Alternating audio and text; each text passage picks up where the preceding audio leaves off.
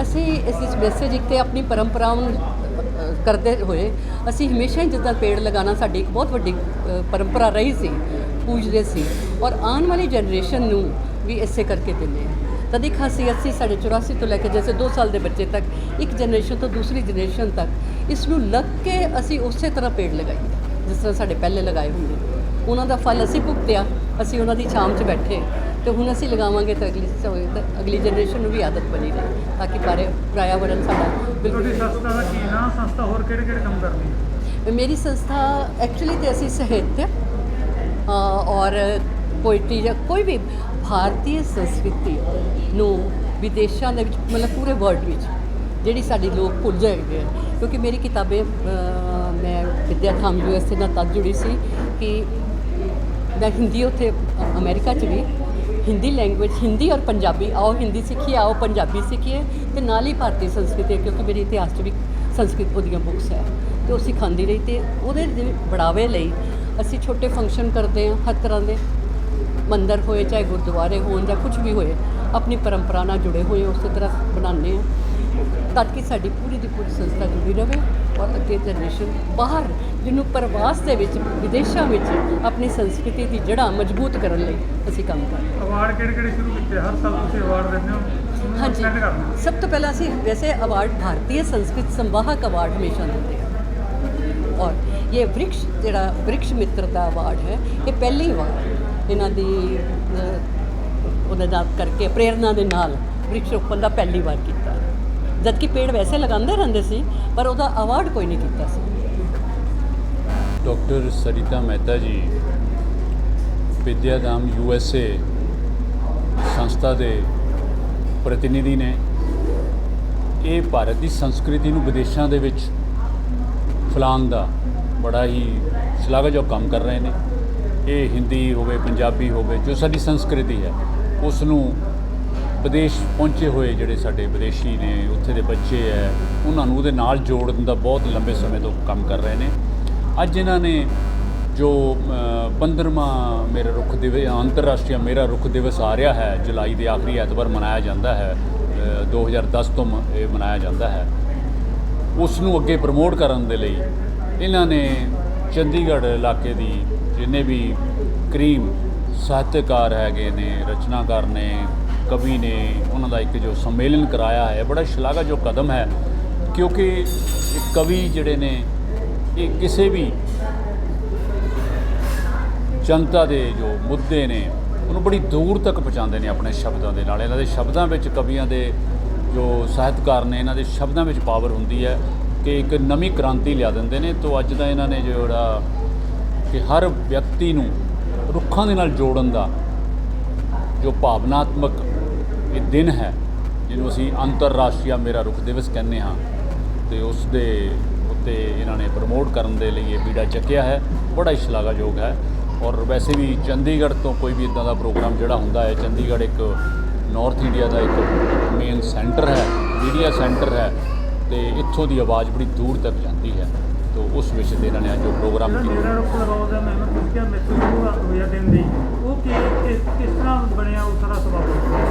ਇਸ ਤਰ੍ਹਾਂ ਜੀ ਕਿ 2009 ਦੇ ਵਿੱਚ ਮੈਨੂੰ ਜਪਾਨ ਜਾਣਾ ਮਿਲਿਆ, ਓਕੀਨਾਵਾ ਆਈਲੈਂਡ 'ਤੇ, ਕਿਉਂਕਿ ਉੱਥੇ ਦੇ ਲੋਕ ਜਿਹੜੇ ਨੇ ਵਿਸ਼ਵ ਦਾ ਰਿਕਾਰਡ ਹੈ ਕਿ ਉਹ ਸਭ ਤੋਂ ਲੰਬੀ ਉਮਰ ਜੀਦੇ ਨੇ ਅਤੇ ਉਹਨਾਂ ਤੋਂ ਜੋ ਪ੍ਰੇਰਨਾ ਮਿਲੀ ਹੈ ਉਹ ਕਹਿੰਦੇ ਅਸੀਂ 50 ਸਾਲ ਆਪਣੇ ਲਈ ਜੀਦਾ ਅਤੇ ਬਾਕੀ ਦੀ ਜਿਹੜੀ ਉਮਰ ਹੈ ਉਹ ਅਸੀਂ ਫਿਰ ਸਮਾਜ ਲਈ ਦੂਜਿਆਂ ਲਈ ਜੀਦੀ ਹੈ।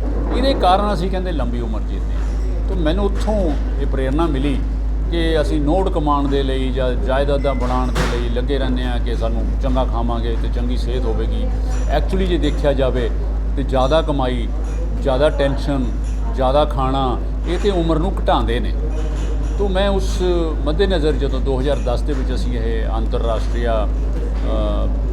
ਗੋ ਗ੍ਰੀਨ ਇੰਟਰਨੈਸ਼ਨਲ ਆਰਗੇਨਾਈਜੇਸ਼ਨ ਦਾ ਗਠਨ ਕੀਤਾ ਤਾਂ ਉਦੋਂ ਸੰਤ ਸੀਚੇਵਾਲ ਜੀ, ਬਲਵੀਰ ਸਿੰਘ ਸੀਚੇਵਾਲ ਜੀ ਜੋ ਕਿ ਅੱਜ ਕੱਲ੍ਹ ਰਾਜ ਸਭਾ ਦੇ MP ਨੇ, ਉਹਨਾਂ ਦੇ ਨਾਲ ਮਿਲ ਕੇ ਅਸੀਂ ਸੁਲਤਾਨਪੁਰ ਲੋਧੀ ਤੋਂ ਪਵਿੱਤਰ ਤ੍ਰਿਵੇਣੀ ਜੋ ਉਹ ਲੈ ਕੇ ਆਏ ਨਵਾਂ ਸ਼ਹਿਰ ਦੇ ਵਿੱਚ, ਉਹਦਾ ਬੜਾ ਵੱਡੇ ਪੱਧਰ 'ਤੇ ਸਵਾਗਤ ਕੀਤਾ ਗਿਆ ਸੀ। ਜਗ੍ਹਾ ਜਗ੍ਹਾ 'ਤੇ ਉਸ ਤ੍ਰਿਵੇਣੀ ਨੂੰ ਤੇ ਸੰਤ ਸੀਚੇਵਾਲ ਜੀ ਦਾ ਸਵਾਗਤ ਕੀਤਾ ਗਿਆ ਸੀ। ਉਹ ਤ੍ਰਿਵੇਣੀ ਫਿਰ ਨਵਾਂ ਸ਼ਹਿਰ ਲਗਾਈ ਗਈ ਸੀ, ਜ਼ਿਲ੍ਹਾ ਸ਼ਹੀਦ ਭਗਤ ਸਿੰਘ ਨਗਰ, ਕਿਉਂਕਿ ਇੱਕ ਬੜੇ ਮਾਣ ਦੀ ਗੱਲ ਹੈ ਪੰਜਾਬ ਦੇ ਲਈ ਕਿ ਅੰਤਰਰਾਸ਼ਟਰੀ ਰੁੱਖ ਦਿਵਸ ਦੀ ਸ਼ੁਰੂਆਤ ਐਕਚੁਅਲੀ ਪੰਜਾਬ ਦੇ ਵਿੱਚੋਂ ਹੋਈ ਹੈ ਔਰ ਇਹੋ ਜਿਹੇ ਪਰਿਆਵਰਨਵਿਦਾਂ ਦੇ ਆਸ਼ੀਰਵਾਦ ਨਾਲ ਹੋਈ ਹੈ। ਤੇ ਬਾਕੀ ਤੇ ਫਿਰ ਇਹ ਅਸੀਂ ਤੇ ਸ਼ੁਰੂ ਕਰਨ ਵਾਲੇ ਹਾਂ ਜੀ, ਅੱਗੇ ਚਲਾਉਣ ਵਾਲੇ ਤੇ ਸਾਨੂੰ ਪਤਾ ਹੀ ਨਹੀਂ ਲੱਗਿਆ ਕਿ ਫਿਰ ਕੜੀ ਦੇ ਨਾਲ ਕੜੀ ਜੁੜਦੀ ਰਹੀ ਹੈ। 28 ਜੁਲਾਈ ਨੂੰ ਜਿਹੜਾ ਆਉਣਾ ਰੁੱਖ ਲਗਾਓ ਮੇਰਾ ਰੁੱਖ ਲਗਾਓ ਦਿਵਸ, ਪੰਜਾਬ ਸਰਕਾਰ ਦਾ ਕੀ ਯੋਗਦਾਨ ਹੋਣਾ? ਪੰਜਾਬ ਸਰਕਾਰ ਵੱਲੋਂ ਜੀ ਪਿਛਲੇ ਜਦੋਂ ਦਾ ਸਾਡਾ ਆਇਆ ਕਿ ਸਮੇਂ-ਸਮੇਂ ਤੇ ਇਹਦੇ ਤੇ ਉਹ ਬੈਨਰ ਰਿਲੀਜ਼ ਕਰਦੇ ਰਹੇ ਨੇ, ਜਿਹੜੇ ਫੋਰੈਸਟ ਮਿਨਿਸਟਰ ਨੇ, ਫੋਰੈਸਟ ਡਿਪਾਰਟਮੈਂਟ ਵੱਲੋਂ ਬੜਾ ਹੀ ਸਹਿਯੋਗ ਮਿਲਦਾ ਰਿਹਾ ਹੈ। ਉਹਨਾਂ ਨੇ ਲਿਖ ਕੇ ਵੀ ਭੇਜਿਆ ਹੈ ਵੱਖ-ਵੱਖ ਸੰਸਥਾਵਾਂ ਨੂੰ, ਔਰ ਸਕੂਲਾਂ 'ਚ ਮਨਾਇਆ ਜਾਂਦਾ ਹੈ, ਕਾਲਜਾਂ 'ਚ ਮਨਾਇਆ ਜਾਂਦਾ ਹੈ, ਇਸੇ ਤਰ੍ਹਾਂ ਕਿ ਯੂਨੀਵਰਸਿਟੀਆਂ ਦੇ ਵਿੱਚ ਤੇ ਵਿਦੇਸ਼ਾਂ ਦੇ ਵਿੱਚ ਵੀ ਮਨਾਇਆ ਜਾ ਰਿਹਾ। ਤੇ ਇਹ ਹੁਣ ਆਪਣੇ ਆਪ ਦੇ ਵਿੱਚ ਇੱਕ ਅੰਤਰਰਾਸ਼ਟਰੀ ਰੁੱਖ ਦਿਵਸ ਜੋ ਹੈ ਇਹ ਆਪਣੇ ਆਪ ਸਥਾਪਿਤ ਹੋ ਚੁੱਕਿਆ है। कम हिंदी आती है, इंग्लिश आती है, तो उनको मतलब एक माध्यम बनाने के लिए इन्होंने अपनी बुक में रोमन्स, इंग्लिश रोमन में भी एक्सप्लेन की हिंदी, ताकि जिसको हिंदी नहीं आती उसको इंग्लिश में मैं हिंदी समझा दूँगा।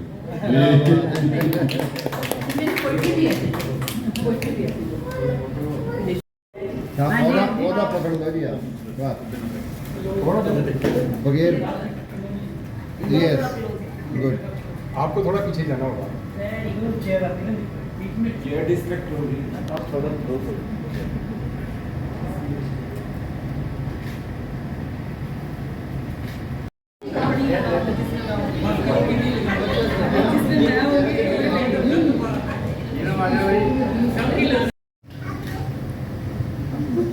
ठीक है।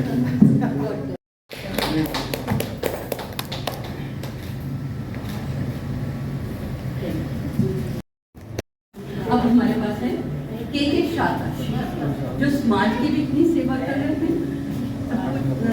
अंतिम पड़ाव पे जब कोविड हुआ, शायद बहुत सी एक्टिविटी तभी शुरू हुई। उस समय हमें अपने आप को जानने का भी वक्त मिलता है। पहला साहित्य नहीं, और मेरे दोस्तों बड़े भाइयों की विज साहब के कहने पे उसको किया था। तो सर इसका सबसे पहले आई थी दिव्य सरिता। ये है कि हम अपने आप को अपने से कैसे जुड़ते हैं, पर उसके बाद ऐसे लगता है कि हम तो यही जुड़े रह गए।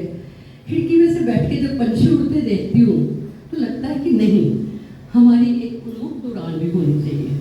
और ये उड़ान हर एक की अपनी अपनी उड़ान होती है, हर एक की अपनी अपनी आत्मा की उड़ान होती है जिसका किया। और इसका जो रोमन उसका लिखा गया था तात्पर्य ये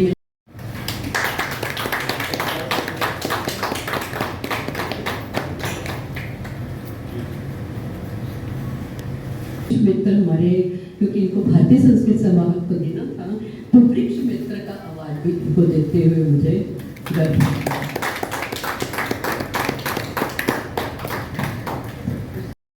क्योंकि मैं भारत को वहाँ तक ले गई थी, वहाँ तक फैलाती हूँ, आती हूँ, फिर थोड़ा पानी वहाँ भी भराती हूँ, तो यहाँ भी अपने ये मायका है मेरा।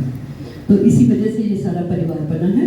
और उसी में एक परंपरा शुरू से रही है कि भारतीय संस्कृति विरासत को किस तरह से हम आने वाली पीढ़ी तक भी पहुँचा सके, यही हम कार्य वहाँ करते हैं। जैसे मुझे कहते मैं हिंदी में बात कर, विदेशी प्रोफेशनल राइटर्स ने लिखा, इंग्लिश बुक छपी, तो 2020 में वो बुक मेरे पास गई, फेसबुक से वो पब्लिश एडवर्टाइजमेंट होते हो कमर्शियल में मैं देखी, तो मैं सोचा मैं तो 2009 में वहाँ चला गया था और मैंने तो अपनी जिंदगी में इसको अडॉप्ट कर लिया, तो मैंने तो किताब लिखी ही नहीं। तो ये तो थोड़े दिन के लिए कोई गया उसकी किताब लिख दी है फॉरेन राइटर, क्योंकि याद है क्या ना, इंग्लिश की बुक जो इंटरनेशनल राइटर क्रेज है कि वही प्रसिद्ध होते हैं। हमारे हिंदी को तो इंटरनेशनल पे जैसे हमें सेकंड ग्रेड समझ लिया जाता है। तो मैं बोला असली तो मैं 2009 में ये चीज रिसर्च कर आया था। तो मैं इसके लिए ऑल इंडिया रेडियो जलंधर से मेरे कभी कभी रेडियो प्रोग्राम आते रहते हैं समाज सेवा के ऊपर, तो मैंने वहाँ बात की, तो उन्होंने मुझे 8 मिनट का स्लॉट, 10 मिनट का स्लॉट दिया इसके ऊपर बोलने का। तो मुझे खुद नहीं पता था कि मैं 8 मिनट में मैं इतना जो सब कुछ समझा जाऊंगा। तो 10 मिनट का स्लॉट मिला था, तो 8 मिनट में ही मैंने वो समाप्त कर दिया अपना जो प्री रिकॉर्डेड प्रोग्राम। तो जब मैंने खुद सुना तो मैं बोला, ये तो किताब मैंने 8 मिनट में लिख दी। जो बात ये जो वोकेशन, प्रोफेशन, मिशन और पैशन, 4-5 संगम है बस।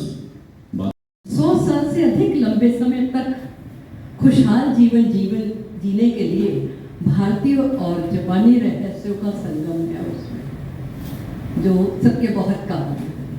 धन्यवाद। गो ग्रीन इंटरनेशनल ऑर्गेनाइजेशन के संस्थापक भी हैं।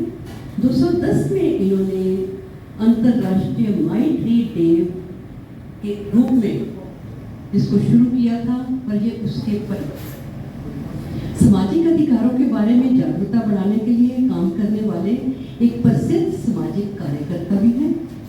नवांशहर जिला और बहुत अच्छी जगह का नाम है शहीद भगत सिंह नगर से। प्रत्येक व्यक्ति को स्वैच्छिक वृक्षारोपण और वृक्ष देखभाल से जोड़ने के लिए अभियान चलाना पंजाब और भारत से परे पूरे विश्व में सफलतापूर्वक पौधारोपण बढ़ाने में सफल प्रयत्न कर रहे हैं। इनके बारे में कहा एक कनाडा के न्यूज़पेपर में कुछ दिन पहले छपा था। Ashwini Joshi ji, one of the rarest personalities published in Canada, one of the newspaper, उन्होंने ये कहा था one of the rarest personality. बड़ा अच्छा लगा, मैंने आर्टिकल पढ़ा और आज हमारे लिए सौभाग्य की बात है। उनसे अनुरोध करूंगी कि आइए अपना बने। कुछ पर्यावरण विषय पे मेरे साथ अपने अनुभव साझे किए, तो उन्होंने विचार बनाया कि हम चंडीगढ़ से जो अंतर्राष्ट्रीय मेरा वृक्ष दिवस का अभियान है, ये उसको बल देंगे। तो इन्होंने ये अपने आपके सहयोग से जो आज का कार्यक्रम रखा, इसके लिए मैं हार्दिक धन्यवाद करता हूँ। ज़्यादा समय न लेते हुए, कम शब्दों में बोलते हुए मैं सारांश रखूंगा कि 2009 में मैं अपने मर्चेंट नेवी पेशेवश जापान गया, और मुझे जब भी मैं विदेशों में जाता था तो मैं बड़े क्लबों में, जब बड़े बड़े मॉल्स में जाने की बजाय मैं मेन शहर से, पोर्ट सिटी से 35, 40, 50 किलोमीटर, जो हर जगह गांव तो होते ही हैं, जॉर्ज में, अमेरिका सब में गांव होते हैं, तो मैं उनके रूरल सबर्बन एरिया में निकल जाता था, क्योंकि असली देश तो गांव में ही पता जाके चलता है कि वहाँ की संस्कृति क्या है। बड़े बड़े जो मेट्रोज में वो तो एक जैसे ही होते हैं। तो इसी कड़ी में चलते मैं ओकिनावा शहर है जापान का, वहां गया, क्योंकि वो प्रसिद्ध था कि वहां के लोग सबसे लंबी उम्र जीते हैं, दुनिया में रिकॉर्ड है उसका। तो उसके ऊपर कुछ यूनिवर्सिटी ने शोध भी किया था। तो मैं जब खुद वहां गया तो मैं सोचा कि मैं वहां के बुजुर्गों से मिलूं और इसके बारे में कुछ जानूं, क्योंकि मैं भी लंबा जीना चाहता हूं, हर व्यक्ति लंबा जीना चाहता है। और फिर मैं फौरन से आके थोड़ा बहुत लिखता रहता था न्यूज़पेपर में, एज ए गेस्ट आर्टिकल या जो लेटर आर्ट होते हैं वो लिख देता था, कि चलो शौक भी था और वो इन्फॉर्मेशन दूसरों के काम भी आती है। तो एक सेंटेंस में मैं बोलूंगा जो मैंने वहां पाया। उनका कहना था कि 50 साल अपने लिए जीते, उसके बाद की जिंदगी हम दूसरों के लिए जीते हैं, ये हमारे लंबे जीने का राज है।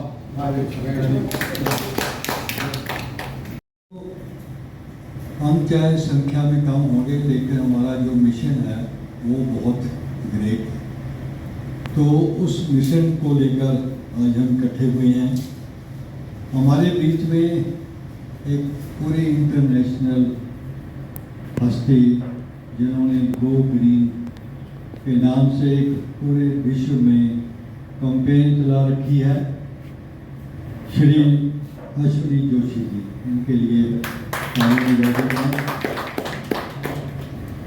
दोस्तों, जब आप इनके बारे में जानेंगे, उनके विचार सुनेंगे, तो आपको बहुत अच्छा लगेगा कि अब तो सरकार ने भी कहना शुरू कर दिया कि माता के नाम वृक्ष लगाओ, परिवार के नाम लगाओ। वृक्षों की कितनी महत्ता होनी शुरू हो चुकी है। हमारे बीच में विद्या धाम की संस्थापिका डॉक्टर सरिता मेहता जी जो कवित्री भी हैं, साहित्यकार भी हैं, विद्वानकार भी हैं, कलाकार भी हैं, और इनके 2 काव्य संग्रह भी प्रकाशित हो चुके हैं। शिक्षा के क्षेत्र में भी इनका बहुत योगदान है।